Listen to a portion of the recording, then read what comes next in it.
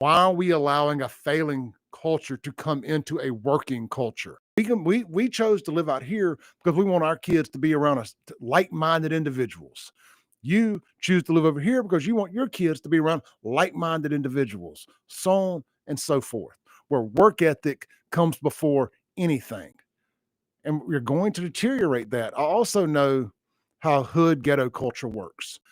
I was heavily influenced by it growing up. I'm telling you, you start letting these kids in from these cities like Jackson, or not, I'm not going to quit saying like, start letting Jackson kids into these suburban communities and they bring that culture with them. They don't leave the Jackson and Jackson.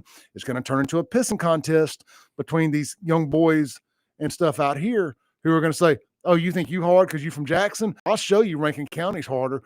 And it's gonna get into a pissing match on who can be the hardest. People think, Clay, that's just hyperbole. It's just what ifs. You're just, you can't quantify that. You're right, I can't. But I can show you the last three high school students that got killed in Rankin County were all Northwest Rankin, were all black, were all just moved there from Jackson.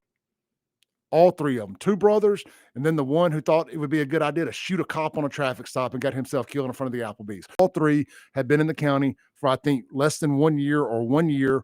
Were all three products of Northwest Rankin, and were all three refusing to leave the Jackson and Jackson. But whether it's school choice or the government helping people move out here or whatever, that's the culture that you want to bring over here. That's the culture you want to have potentially influencing your children, or that your politicians, that Jason White and all these conservative think tanks whose kids all go to private school or homeschool, that's what they want to dump in on the public schools. And I don't think it's right. And I'm going to stand up against it. But the whole point of that, Clay, is that culture drives where you're going to be, whether it's the police culture because you join the police force. Well, every time a new coach gets hired or fired, let's use the sports analogy. Okay. Every time a new coach comes in somewhere, what's the first thing they talk about?